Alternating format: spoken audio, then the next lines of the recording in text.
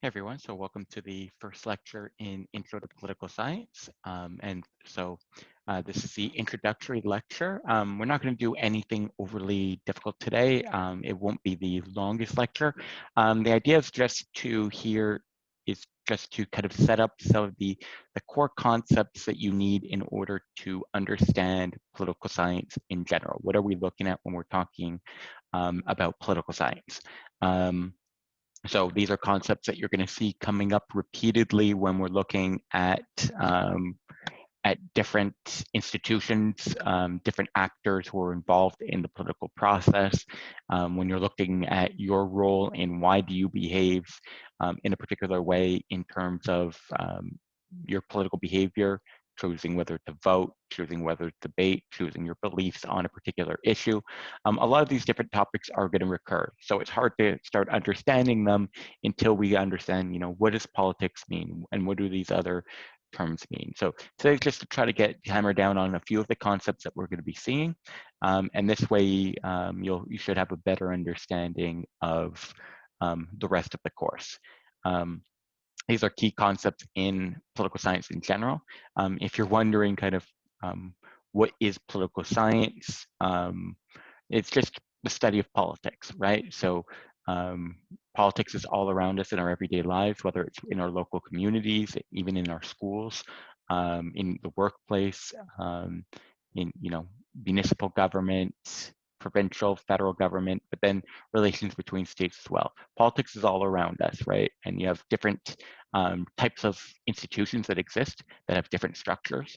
So political science is trying to understand how do those different structures lead to different behaviors, different outcomes, but you also have different actors involved, right? And so how do different actors influence the political process? So what's the difference if you put the exact same two people within a particular institution?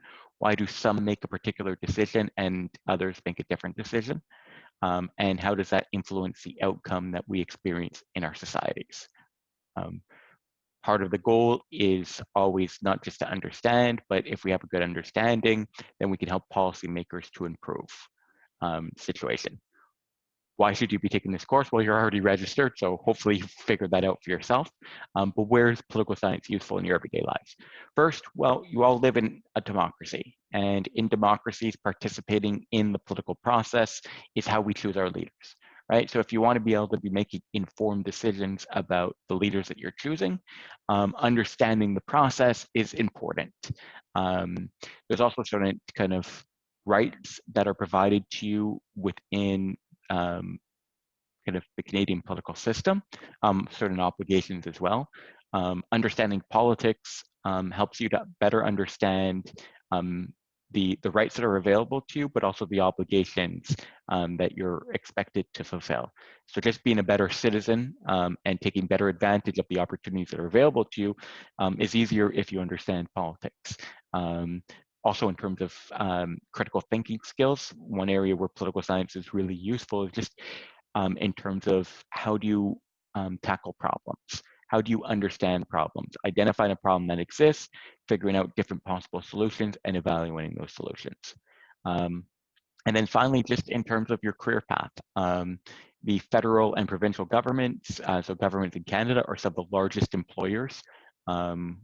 So many people, whether they're interested in politics or not, end up working at some point in their life for the federal government or provincial government or municipal governments, or working for a business that has a lot of ties to one of these different governments. So understanding how they work could be a great advantage to you in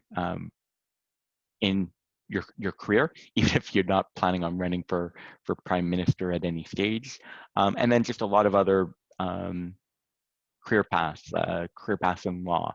A lot of people who go into law school first study political science. At the end of the day, lawyers are applying laws, and laws are created by politicians. So the political process and the legal profession are in many ways tied together. So understanding the political process and how laws get made is something that's important for those who want to go into law. So the reading for today was chapter 1 in the textbook, and so Many of the concepts and slides will come directly out of the reading with some alterations that I've made on my own. So goals for today, define the concepts of politics and power. So what does it mean? So what do each of these different important concepts mean? Explain the difference between authority and legitimacy. So these are issues that are going to return in so many different areas from international politics down to domestic politics. They'll end up being, you'll see many problems end up coming down to questions with authority and legitimacy. And then finally, we'll have a brief discussion about what does it mean for the common good within political life. But before anything, the first of those steps is introducing politics, and then we'll turn to power. So what does it mean when we're talking about politics? Well, unfortunately, that's not the simplest question to answer. What does it mean when we're talking about politics, and how do we define politics? It's a broad term and it's a contested term. So many different people, even if you ask political scientists, how do you define politics? Many of them would provide you with different definitions. Now, what we could definitely say is that politics is a feature of all organized human activity. So as soon as you get any social grouping, so as soon as you have people who aren't living, alone, as soon as you have them coming together, even in minimally sized social structures or social organization, meeting with people, politics develops. I mean, at its even most basic level, you could talk about politics many times existing with even family structures, workplaces, schools. So, for example, even in department meetings at, even at Champlain, right? You could talk, a term that gets thrown around often is department politics, right? Because we're trying to figure out, what decisions should we make, and different people have different stances, and then there's debating between the different people who have different stances or different viewpoints as to which one should we adopt within the department. You'll find that in any workplace that you go into. If you're working with other people, you're going to find that politics will come into your workplace. Now, oftentimes when we talk about politics, we're more talking about government, but the same dynamics are operating within any level, any organized human activity. Political decisions affect the economy, the quality of the environment, the freedoms that you enjoy, so what you're allowed and not allowed to do, and whether your country will, fight war, send troops abroad for either peacekeeping or war fighting. So almost any different area where there's human activity, politics has something to say about it. There's almost no area that you could think of human activity where there's not some element of political decisions being made that affect the decisions. So from whether it's, even if you're thinking about my life, I sit back and I watch sports and Netflix. Well, rules over what's allowed to be shown on TV, the internet, stuff like that, set by politics in terms of content or licensing, stuff like that. In terms of sports, even sport bodies have to follow the local laws that emerge. And so even in terms of sports, politics comes into play. So this year, if you're looking, for example, if you're just started watching hockey's just come back. So if you've just started watching hockey, right? One of the big questions for the NHL season returning was, first, could you have players crossing the border? Because there was a political decision to close the Canada-US border. And if you crossed it, there was a quarantine that was put in place for public health. But even then, once we decided, okay, we're gonna have a North Division just with the Canadian teams, would all the different provinces that have NHL teams allow those NHL teams to play? And then when Quebec put in place a curfew, would the Montreal Canadiens be able to play home games after 8 p.m. Or would they get an exemption to the curfew? So all of these are, so even in the case of this NHL season, that still has political elements to it. So what does politics mean? So I said it's a contested term, meaning that there's a lot of different definitions. There's disagreement over what the appropriate definition should be. So we could look at least in terms of some categories of some shared themes that might exist in different definitions.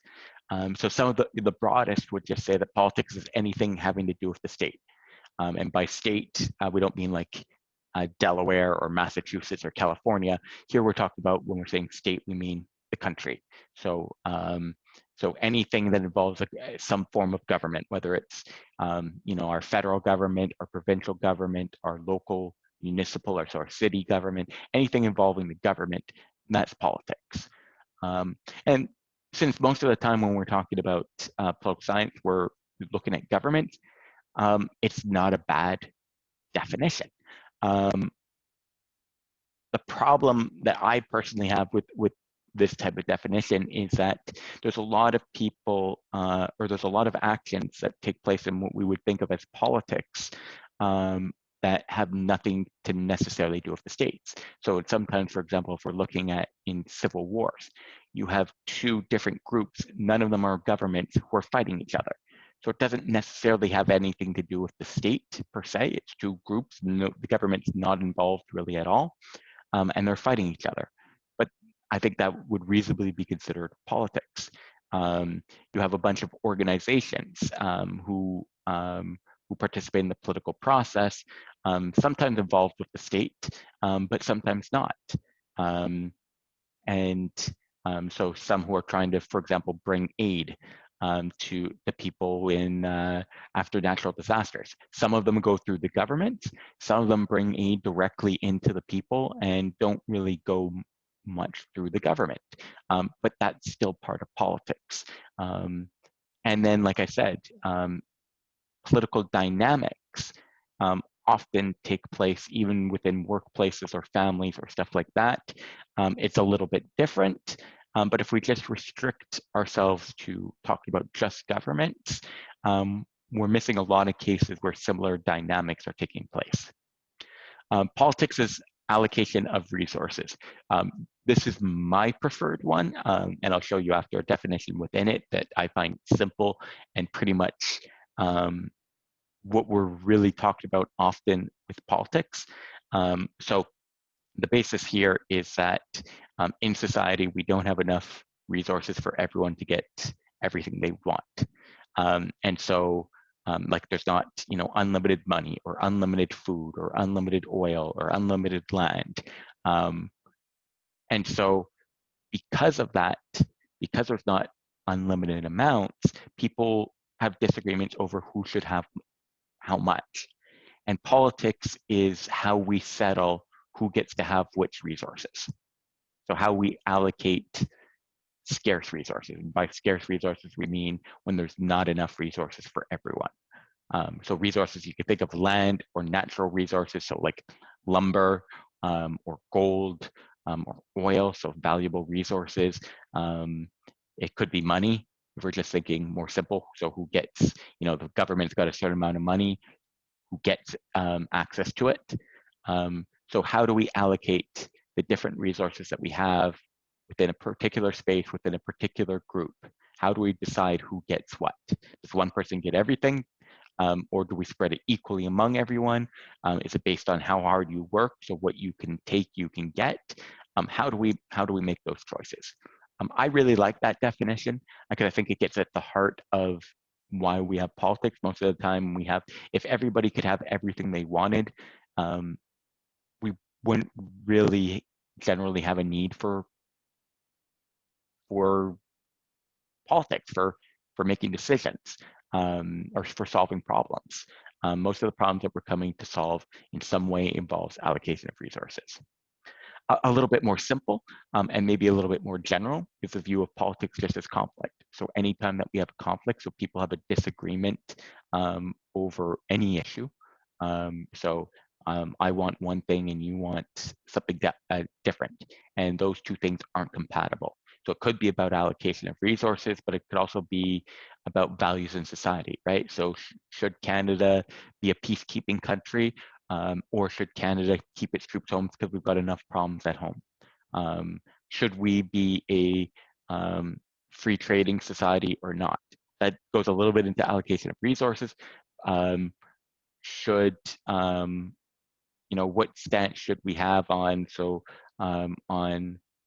pornography, free speech, freedom of religion, privacy rights? All these people have different perspectives. How do we settle these different perspectives, right? Because sometimes you can come to a compromise with some of these positions, but some of them it's you can have it or you can't have it. It's either or. How do we make the choices there?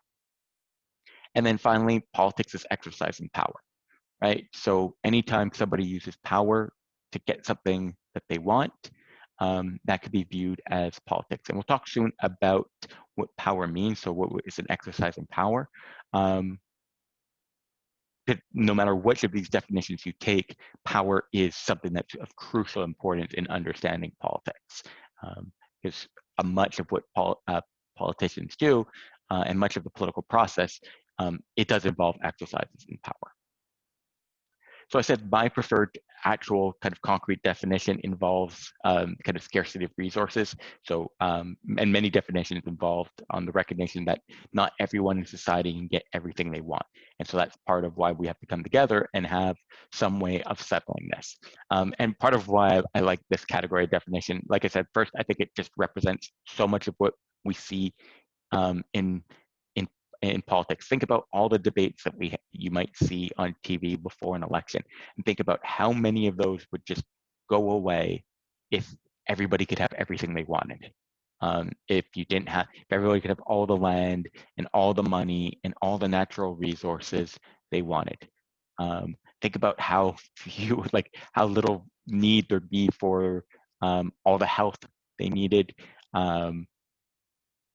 If everyone had all the money, that everyone could pay for the best education, all the big debates that we have that get talked about in elections, if there's no scarcity, if everybody could have all the resources they wanted, then most of those just wouldn't really be necessary.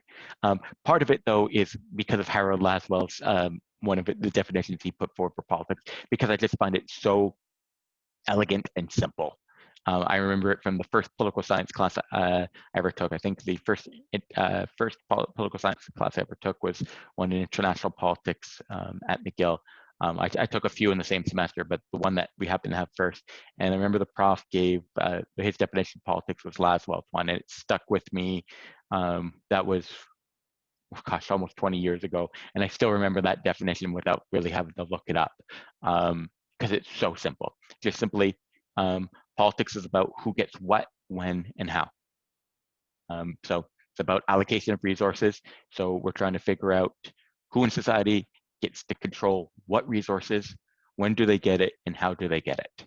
What's the process for people getting it? What's the timing for when they get it, and what do they get? Right? So how do we go about making decisions and how we allocate the resources? And at the end of the day, who ends up getting what? Simple, elegant to remember. So the simpler in general, the simpler something can be if it's effective. Choose the most among kind of the most effective definitions or most effective explanations, choose the simplest one. I think that's always not a bad rule of thumb. A few other definitions.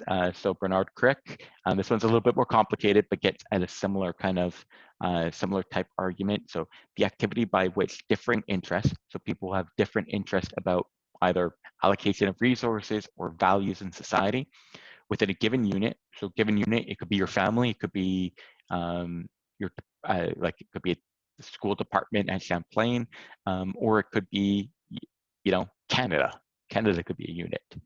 Are conciliated or solved by giving them a share in power in proportion to their importance to the welfare and survival of the whole community.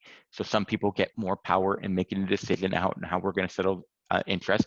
And part of politics is figuring out who's going to get power to make the decision, and it's in proportion to their importance to the welfare and survival of the whole community, right? So how do you define, part of politics is defining then, how do you define importance to the welfare and survival of the community?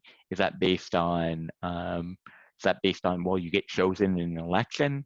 Is it based on your divine right? So it's God determined that you're important to the welfare and survival of the community? Is it based on superior intellect, so those who are smartest? Is it based on who's more powerful is most important? But we need some way of figuring out who gets to solve conflicts between different interests. Uh, uh, the book provides a definition by prominent political scientist David Easton. So the authoritative allocation of values for society. So like we talked about, sometimes people have different values about, how important is free speech? Is free speech really important, or should we have limits on it to protect against hate speech? Those are values we could have for society. Values could also be in terms of economic system, importance of equality, stuff like that. There's disagreements with society. So how do we allocate the values within a society? And then the textbook chooses an activity related to influencing, making, or implementing collective decisions for a political community. So a lot of these definitions have touched on the concept of power. Power is of crucial importance in the political process, in solving who gets, how are resources allocated, whose values become represented within society or become central within a society. So what does power mean?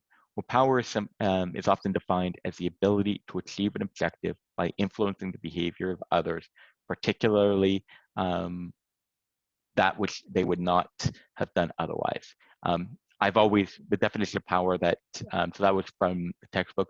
My preferred definition has always been one by Robert Dahl. And it's A has the power over B to the extent that he or she can get B to do something that B would not otherwise do, right? So A wants B to do something. B doesn't really want to do it, but A somehow gets B to do it. So you don't want to, it's hard to, I was going to think of a social setting, but in COVID, it's hard to think of a social activity you could be doing. You don't want to go on Zoom with your friend to talk about whatever it is that you talk about. So it's not something that you'd want to do, but you speak with your friend and you end up going on Zoom to talk to them, or on Skype to talk to them, or whatever app you use, right? A has exercised power on you because you didn't want to do it, they wanted to do it. They end up getting you to change your behavior to the thing you didn't want to do. That's an exercise in power. And that's at the core of politics. So what are features of this definition? What does it take to satisfy this definition?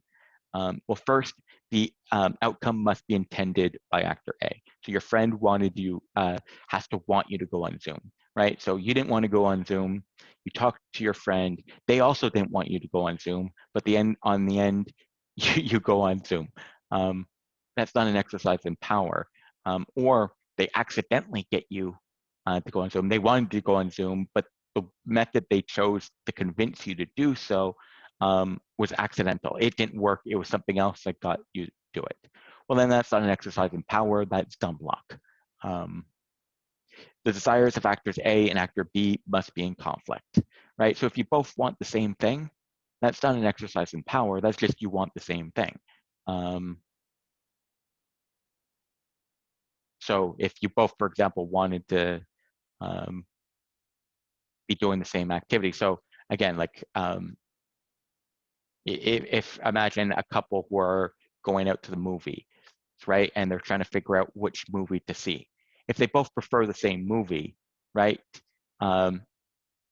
Neither of them has used power in convincing the other one to go to that movie. They both already agreed. They didn't change either's mind. If both were making the choice independently, that's the movie they would have chosen.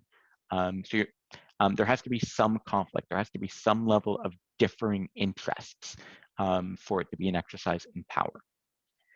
And actor A has the material and or ideational resources to change actor B's behavior. We'll unpack a little bit what we mean by material and or ideational resources, right? But they have to somehow have the capabilities to get you to change your mind. So it could be that they change your mind by offering that they'll order pizza. So say, for example, a scenario where your friend invites you over, but you're a little bit tired and you don't want to leave your couch, or do you want to leave your pajamas? And so you're like, no, I'm not going to come over and visit you, right? But to change your mind, the person offers, if you come over, I'll buy some pizza, right? They had the material resources, they could afford pizza that was able to convince you to get over it, right? So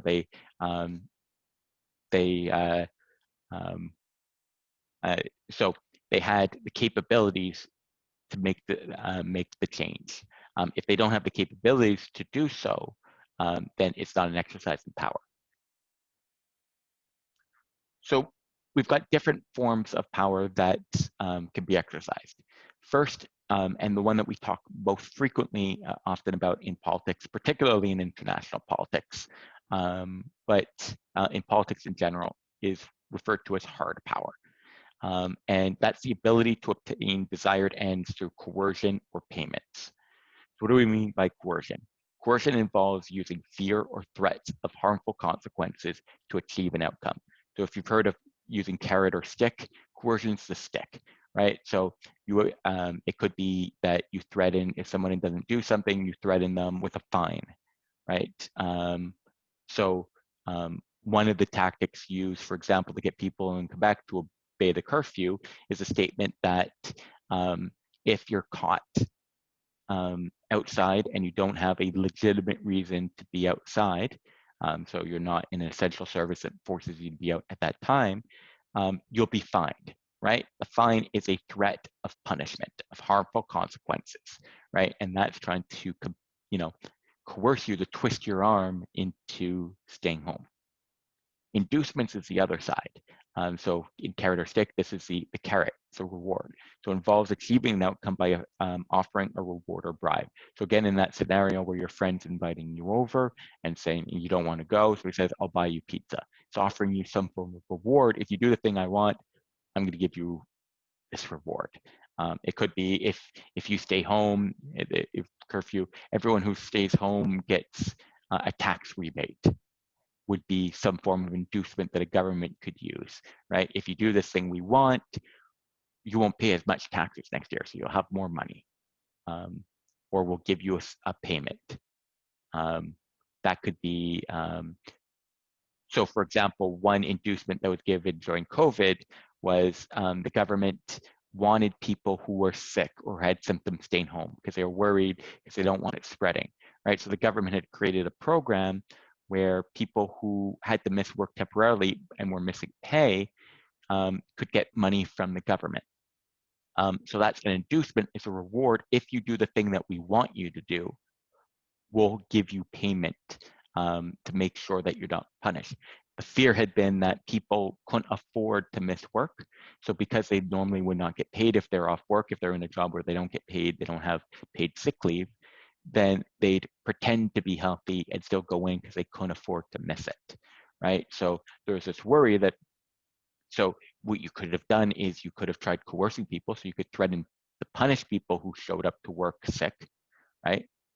They pay a fine, go to jail if they do it. Or you could say, look, we understand that you're worried about losing these wages. If you stay home, we will pay you a certain amount of money during that time so that you're not missing out on your salary. And so this way you could do the thing we want and stay home. Soft power is the other side of power. And so this doesn't involve using material resources, so money or military power or police power. And it's the ability to obtain desired outcomes through attraction or persuasion. It's the ability to get others to want what you want. So to be able to change their mind, not without a threat or reward, but by the power of your ideas. So it could involve persuasion. So you could use use truthful or misleading information to encourage or manipulate people to act in accordance with their own interests. So persuading somebody that this is in their own best interest. So for example, persuasion could come in form of, so part of why people stay home for the curfew with COVID is that the government has threatened, so coercion. Part of it is that they've put out a case saying to people that if we don't do this, cases are going to continue going up. The virus will continue spreading. We're going to have to keep businesses closed for longer. More people are going to die. So if we don't take these measures, it's going to have very negative consequences for society. And they're saying this to try to persuade people, if you care about health of society, and you want to make sure you don't get your parents or your grandparents sick or stuff like that, you have to follow these guidelines and convince people that this is what they should be doing. This is in their own best interest. And if you can convince people, then yeah, the coercion part's not important. Most people who are staying home during the curfew probably aren't staying home because they're worried about the fine. Most are probably staying home because they're persuaded that it's the appropriate thing to do. It's the right thing to do. It's in their own best interest. The government puts in place the threat of the fine for those people who aren't persuaded. Some people aren't going to agree. Some people aren't going to be convinced that this is something that's necessary. And so for those people, you put in place the threat of the fine to try to still get them to stay home. The others in terms of leadership, a country, for example, a country that successfully provides wealth and harmony may convince other countries to follow its example, right? So we refer to this often as the power of attraction, right? So if you're, for example, if you're, your country is very wealthy, very successful, everyone's seen as being happy, then other countries are going to follow your example and do what you do because they want to get the same outcome. It's something that the US, particularly during the Cold War period and the immediate post-Cold War period, was very effective in doing, was kind of showing, look at how wealthy we are, look at the technologies we're developing, look at the ways of life we're being able to do it, look at the comfort that we have, right? And you should do these things that we're telling you to do, because if you do these things, you'll have those lives that we want. This type of soft power, one of the major weapons actually, and I don't mean weapon in terms of like tanks or rifles, one of the most powerful weapons the US actually has for this form of soft power is actually Hollywood, right? Hollywood puts out these films about the American dream and the American way of life, and everyone's watching, their favorite actors, and Hollywood films typically involve, the most beautiful people living the most glamorous lifestyles, and the great houses with great children, and nice cars and stuff like that. And it goes around to the world, and people are seeing, hey, that looks nice. I wouldn't mind that lifestyle. And then so people start being like, well, how do we get that lifestyle? Well, let's copy the way that Americans do things. And if we copy the way Americans do things, then we will be able to get that lifestyle. And so it's a subtle form of power, right? But it's actually a really effective one, because people then if you're talking in the US, they want to listen to the American message because they want to get the same type of lifestyle. If they listen to the American message, they listen to the American politicians, they will be able to get that life.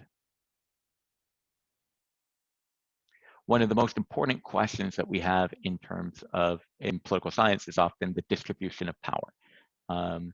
So the resources that give individuals and groups the potential to exert political power are unequally distributed, right? So again, we said if you want to use power, you have to have the resources to be able to do it, right? So if you want to be coercing someone, well, you have to have the ability to be able to threaten to harm them, right? Either physically harm them or economically harm them. If you want to give an inducement, right? So the carrot side, right? You have to have the money to be able to reward them. If you don't have the money to say to your friend, oh, well, order pizza if you come over, right, then you can't exercise power.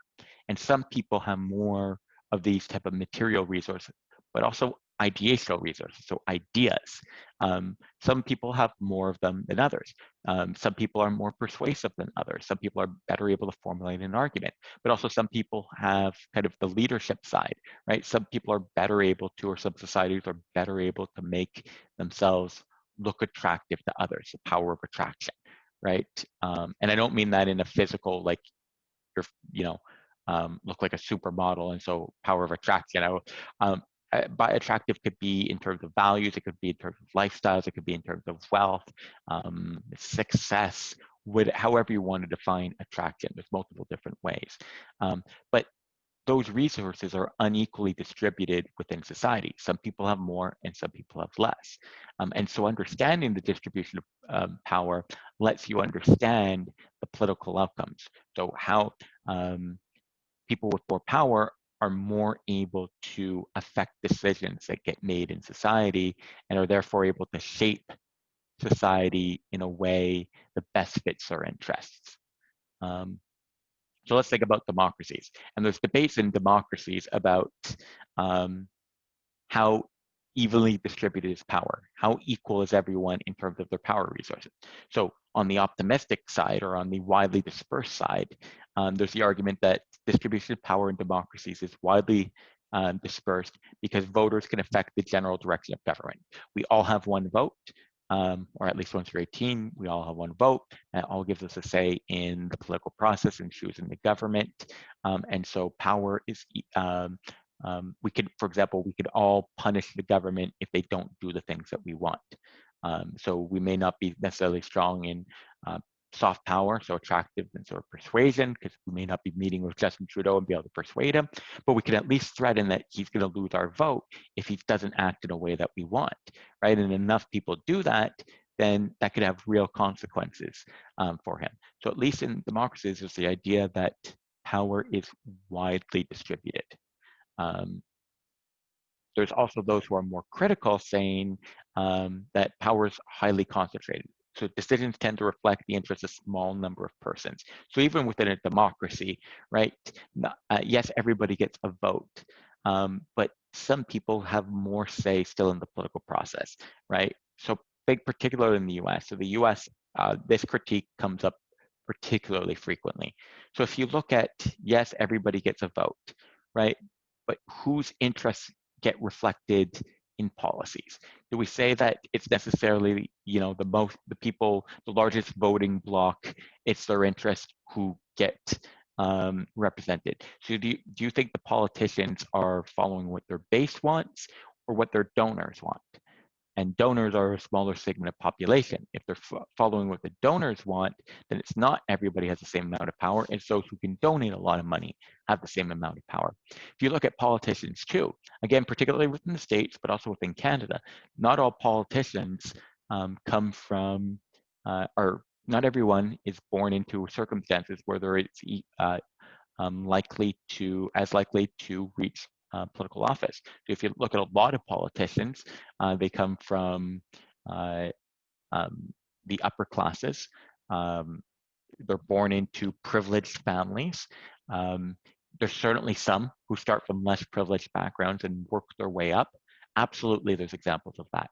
But if you still look at kind of the political class, you tend to come from more privileged backgrounds. And so in that sense, not everyone is has the same access into the political process. Also, if they come from wealthier backgrounds, the people that politicians associate will be from typically wealthier backgrounds as well, giving them more access to try to influence.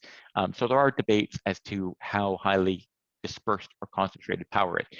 Now, if we compare to non-democracies, in that case, right, power is often concentrated in the hands of one or a small number of people. In that case, it's a very small number of people who have the power to be able to make decisions about how society works. So is power good or bad? Because we've been talking a lot about power, but is it good or bad? Well, it's both, right? Power is not inherently good. It's not inherently bad. It depends what it's done for. It's often viewed negatively, particularly because oftentimes when we talk about power, it's thought of as being either in terms of corruption or in terms of coercion, right? Oftentimes it's thought of in terms of um, people are using it for coercion, which is viewed negatively, or to exploit others, or even things like persuasion or inducements are used for corrupt purposes to kind of um, you know, hide bad things that a government has done. They give inducements to others to make it go away. So governments have used power for exploitation, domination, or to promote and defend economic and social systems that may not necessarily be the best, right? So, at times when there were highly racist and sexist governments or regimes, even more so than we see nowadays, right? Power was used to keep those systems going for a long amount of time. And so that's negative aspects of power. Governments certainly, particularly in non-democracies, exploit many of the people living there. They don't give them a choice in terms of how they live their lives. That's typically, I think most would agree, negative exercise of power. But power can also be used for positive ways to achieve common goals, right? So for example, again, with COVID, right? Without government exercising power, without a government, think about how bad things would be in society if we didn't have a government, coordinating vaccine creation, vaccine distribution, public health guidelines. So in terms of social distancing, masks, think without how bad would things, how much worse things would be without some form of government to organize response. Also, think about things like how do we get to solve collective problems, right? So if there's no government, how would we get roads? How would we get a public education system? How would we get a public healthcare system? These are things that we all want. Without a government, who's going to pay for it, right? Without someone forcing taxation, right? If you had the ability to not pay taxes, how many of you honestly would pay taxes if there's no one to tell you you had to, or else you'll get punished? Without a government to say, okay, well, we all as a society need this, so everybody's going to pay their fair share for this in terms of taxes, we wouldn't get any of those things, because nobody, what everyone else would do is they'd look at everybody else around them and say, why don't you pay for this? And then they tell everyone else, you should contribute your fair share, and then they'll secretly not contribute their fair share. If everybody does that same thing, then we end up in a situation where we have no roads, no healthcare, no national defense, no education, nothing like that. So sometimes power is necessary for things like providing those common goods or those public goods that we need, things that we all need. And we need governments to help us cooperate to achieve that. In terms of government, we often talk about the concepts of authority and legitimacy. So authority represents the right to exercise power. So if somebody's exercising power and it's viewed as they have the right to do so, so it's acceptable for them to do so, then it's somebody who's in a position of authority. If it's, so for example, if the government tells you, okay, give me money in forms of taxes, right? Well, that's a person in a position of authority, and so it's viewed as they have the right to exercise power. If it's somebody, on the street corner who approaches you with a gun out and says, give me your money, right? They've exercised power because they've coerced you into doing something, but it's not viewed as an authority representing. So that's not an instance of the use of authority. How do you get authority? So how do you get the right to exercise power? Well, so it can come from many different sources. It can come from God, so the divine right. So you're connected some way to some divine power, and that power, that divine power, has bestowed on you the right to make rules, to exercise power. Could be tradition, so it could just be, this is how we've always done it. And so, it's always, the eldest child in this family, so think of a monarchy, becomes, it exercises power. And so that's how we're going to continue doing it, because it's how we always do it. Could be legal rules, laws, or that set out who has the right to exercise power. Elections is one of the tied to legal rules, right? We could have a vote to see who has the right to exercise power. So legal rules and elections are often tied together, but you could kind of have elections, I suppose, without legal rules, and you could have legal rules on who's going to exercise power without elections. So there could be a legal rule that says whoever scores the highest on this math test gets to exercise power. As long as those legal rules are followed, that would be an authoritative exercise of power. Now, how do we define who has the right to exercise power, right? How do we, because I've said, not everybody, so the person on this corner who uses power, we say they don't have the right to do so, so they don't have authority. So how do we decide beyond just kind of, we said, what are the sources for it, but how do we decide which sources are appropriate? And that's based on, or are we going to follow the person? And that's based on the concept of legitimacy. So legitimacy represents the acceptance of authority by those who are being governed, right? So now somebody could say, based on some claim, that they have an authority to make this decision, right, for you. Now, sometimes we would go against what that government says, what that authority figure says, because we don't view it, we don't accept their authority. We don't accept it as being right. Part of why, so that also extends beyond just those who are governed, right? I would actually change the textbook's term here, beyond just those who are being governed, but those who are subject to the exercise of power, right? We don't accept, for example, again, with the person with the gun, we don't accept their authority because we don't view it as, we don't accept that they have the right to exercise this power. So legitimacy is those that we follow because we view it as right that they're in a position of power. We accept the authority, we accept that they have the right to exercise power. A government whose rule is considered legitimate can rely more on authority than on coercion. So if we view that somebody has the right to exercise power, then we're going to obey what they say just because it's their right to make the rules. So for example, most of the time when it comes to following laws, why don't you steal, your neighbor's laptop? Say you really want the laptop. Is it because you fear the government's going to punish you, or is it because the government has said that this is illegal and it's their right to set what's legal and what's illegal? What are we allowed to do? What are we not allowed to do?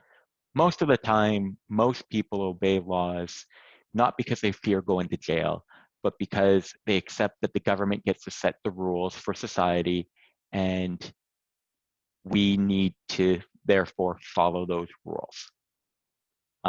We accept that the authority who is making these rules is legitimate. They have the right to exercise this power. Problems start coming in when people question the legitimacy, the right of the person who's making the rules to make these rules. Actually, so yeah, so quickly, I want to kind of expand on that a little bit. So think about what's happened, the protests that have happened south of the border in the US, right? So there's the attack on Congress a couple of weeks ago. And so part of the problem there became a disconnect between legitimacy and authority, right? So there's a set rules for who is in power in the US, right? There's a set process. So there's legal rules and elections that set who are the authority figures and who have the right to exercise power, who get to make the rules within the US, right? There's a constitution that sets out kind of the different branches of the government. There's elections to choose the people who take those different offices, and those elections are held according to certain rules, right? Joe Biden won. And so he's going to be the person entering, or who entered, who just entered the authority position, right? But there were some people, based on disinformation that was being shared, who questioned, saying that this election was not done fairly, was not done according to the rules. Now, the information, all the information we have and all the information that's been presented in court cases says this is not accurate. The election was held fairly. Joe Biden won, Donald Trump lost. But there's a large number of people who believe that this process was not done fairly. And so although Joe Biden is the person who's entering the authority position, they question, they do not accept his authority. They do not view it as a legitimate because he did not get there, in their view, through the process that you're supposed to follow to select the leader. And because they do not accept his claim to leadership, right? Then they're not just going to follow necessarily, or at least in that case, they weren't just going to follow the laws because that's what you're supposed to do. Because to them, the laws were being broken. The entire structure of the government was doing something corrupt. It was, so for example, on January 6th, it was about to be installing a president, or at least confirm the election results for president, that where they viewed the process as being illegitimate. So they weren't going to follow, they weren't going to obey the rules because the authority that was making the rules, they viewed as suspect, right? Wasn't following a fair process. And so they weren't just going to listen because it's the right thing to do. So many of them then stormed the Capitol, became violent, and to stop them then, you couldn't just go to a statement of this is what you should be doing. They couldn't just rely on their authority, on statements of saying you have to follow this because we're the government. They had to, look at inauguration. There's 25,000 troops who were called up to surrender it and defend it. They had to use coercion, the threat of harm, to get people to stand down and to make sure that you could have the inauguration safely, right? So whenever there's a decline in legitimacy for government, for somebody in an authority position, then they have to rely more on coercion to get people to do what they want. So ideally, you want to have, if you're an authority figure, you want to be viewed as legitimate as possible, because the more legitimate it's viewed by the people that you have the right to make decisions, the more people the less resources you're going to have to expend on coercion, on inducements, effort you're going to have to spend in persuasion, right? People will listen to you because you have the right to make the rules, and they're going to follow you because you have the right to make rules. If it's viewed that it's not right for you to make rules, that you got there through some unfair process, then you're going to have to use hard power. You're going to have to use coercion and inducements much more frequently to uphold the laws. So where does authority come from? Where does kind of this perception that someone has the right to exercise power? What can grant this authority? Well, first could be charismatic, so based on personal qualities of the leader. Might include extraordinary or supernatural qualities, right? So some element of, so it could be that this person is tied to the divine, right? So because of this being tied to the divine, then we need to follow them because of some supernatural quality to them. It could just be that this person is just a really, really good speaker, and they just enthrall everyone. So people just listen to them because their personality is so infectious that you just want to listen to them. You want to, you're okay with them setting the rules. So there's certainly been some leaders in democracies who just were so charismatic they could just captivate the audience. There's kind of a cult type element around how people are devoted to them, right? And whether they follow the normal political process or not the normal political process to kind of get into an authority position, they don't have to rely as much on coercion because people are just attracted to them. Could be based on tradition, so based on customs establishing the right to rule, such as monarchs. So for example, the authority comes because in this family, the eldest child gets to be sovereign, gets to be king or queen. And so because of this tradition, we just always follow this. This is our custom. This is how we do it. This is how we figure out who's going to be in charge of our country, who's going to be the head of state in our country. It's based on this tradition. And so that gives the person the right to exercise power because this is how we do it. And then legal rational is the final. And this is what you see most common in democratic states nowadays. So it's what we rely on in Canada. Not to say that there's not sometimes charismatic leaders, but that just helps them get maybe elected, but it's not this cult type thing where the authority comes from this charisma. But so legal rational is based on legal rules and procedures and typical of modern societies, right? So in Canada, we select our government based on a set of rules. We've got a constitution that sets up kind of the form of government we have, that kind of sets up the rules, the basic rules for society. So in ours, for example, you've got voting. We follow these rules in how we select those who will govern us. So how we select MPs, how we select prime minister, how we select governor general, how we change laws. We have rules for this. And as long as we follow these rules, then people will follow, they will be viewed as, you know, the people in those positions have the authority, government has the authority to make decisions.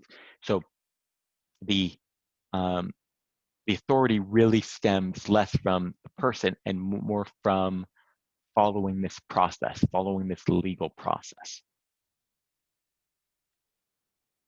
So why is legitimate authority important? So we touched on this a little bit already. So effective government depends on governing institutions to establish and maintain legitimate authority.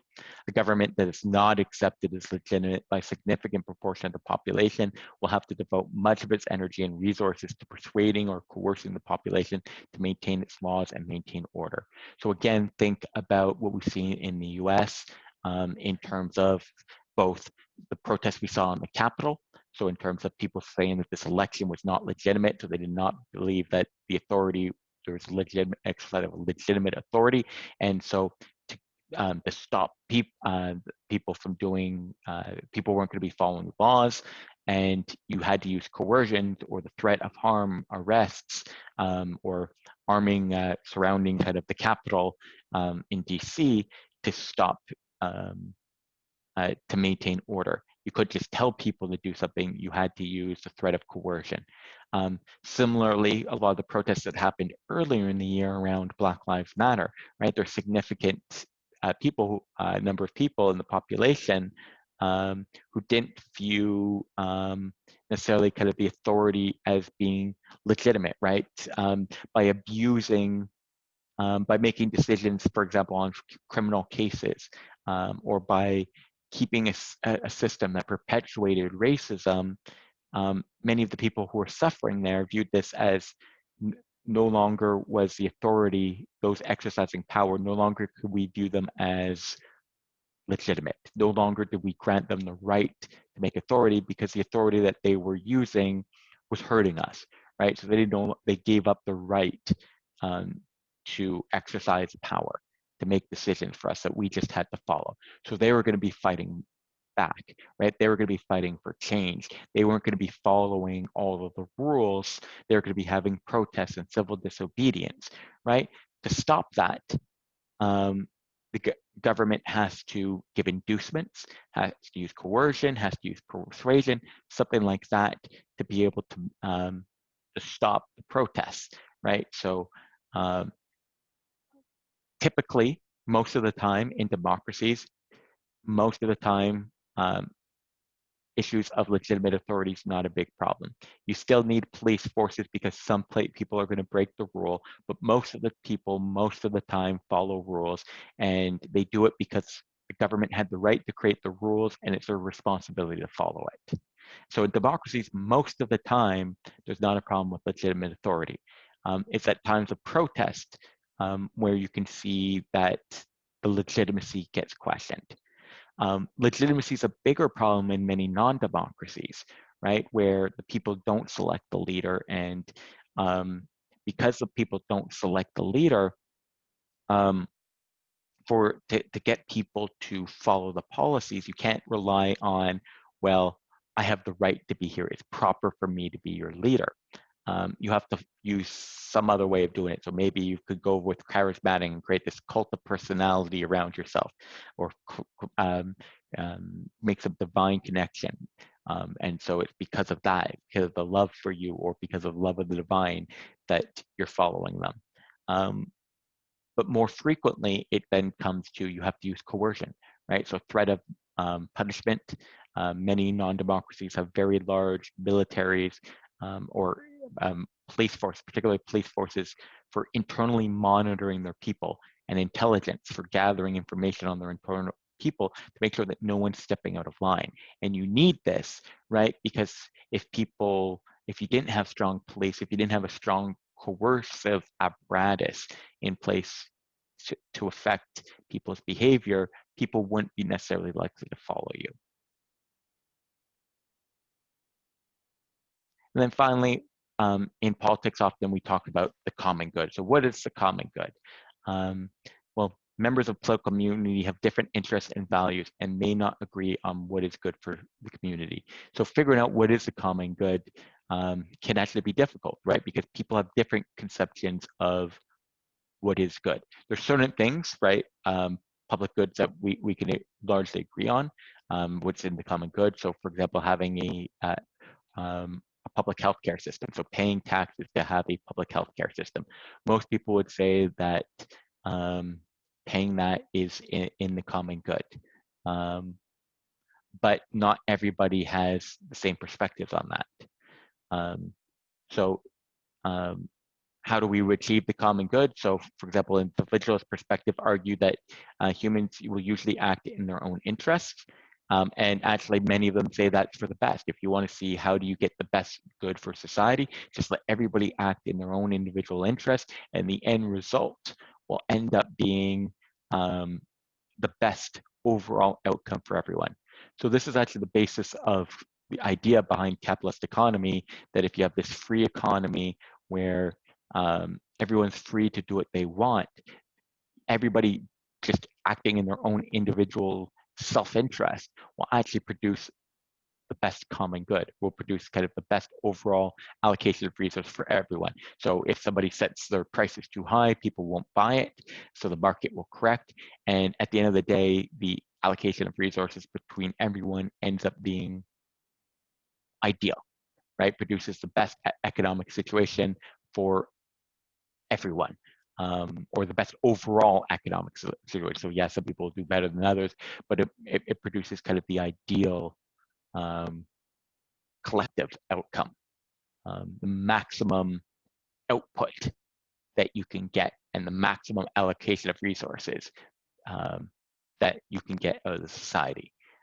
There's different perspectives though on it. So like I talked about, if just everyone is doing their own individual self-interest, nobody's going to pay for things like stopping pollution. Nobody's going to pay to build a road. Nobody's going to pay, no one's voluntarily going to pay to build a hospital or build a school, right? If everyone's just acting in their own individual self-interest, we wouldn't have any of these goods, these things that we all need. How do we achieve the common good? In the contemporary world, democracy is seen as the best form of government to actually pursue the common good. So if we want to settle all of these different perspectives on what should society be pursuing, and if we want to achieve the best life for everyone, for general society, maximum output, the maximum good in general, then democracy is the best way of getting there, because it gives a voice to everyone and everyone has a say in the process.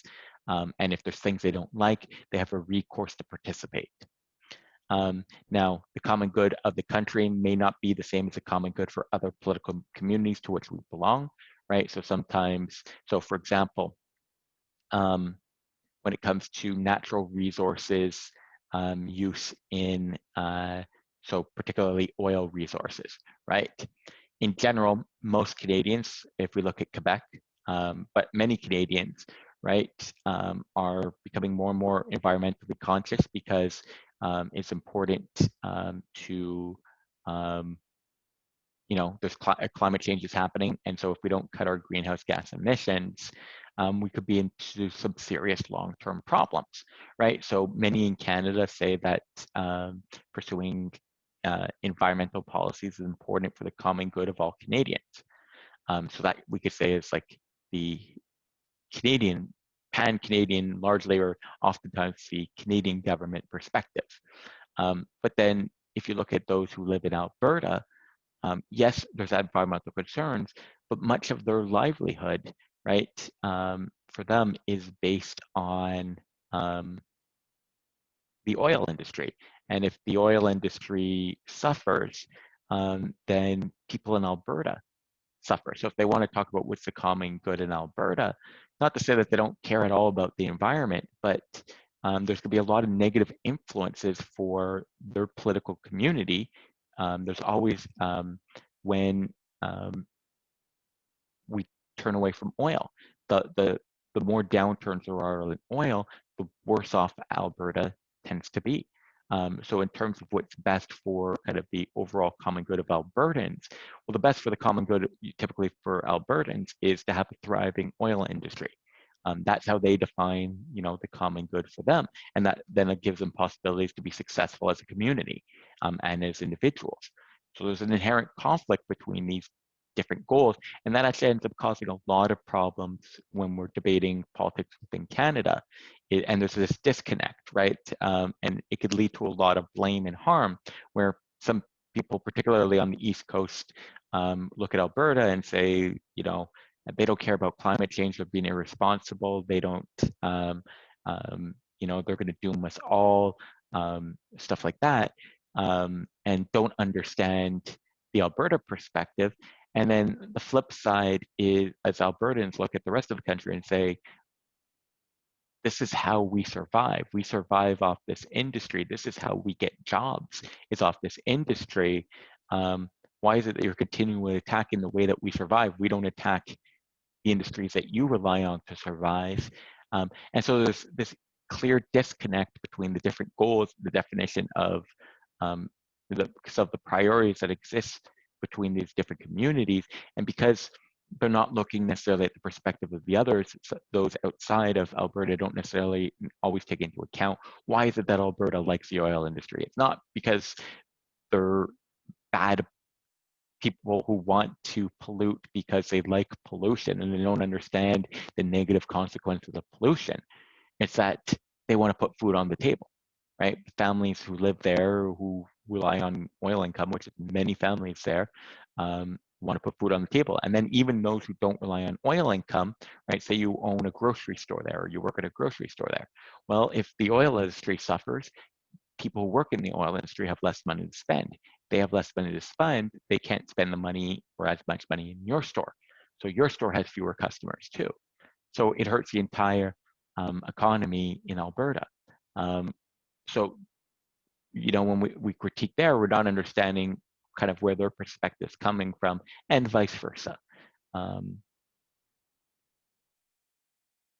Common good is often also seen in terms of the present, but many argue that the quality of life of future generations must be taken into account. So this is something that the environmental movement is putting into a lot too. So when we're defining the common good for society, we're thinking about how do we maximize the goods for today, but we're often not thinking about what are the consequences, 10, 20, 30 for our children, our grandchildren down the line. And that's the problem. That's what's gotten us into the climate change problem. And it's what we're having trouble, given that how slow progress is on climate change, something that we're having trouble changing our mindset to. We can't just think about our jobs today. We can't just think about our economic well-being today. We can't just think about our comfort today. We have to think about what impact is these choices, our choices having, is our comfort having, are maximizing our comfort today, having on future generations in our community. So that's it for today. Hopefully you've got kind of a basic understanding of some of these concepts, and we'll pick up next time. So hope you have a great weekend.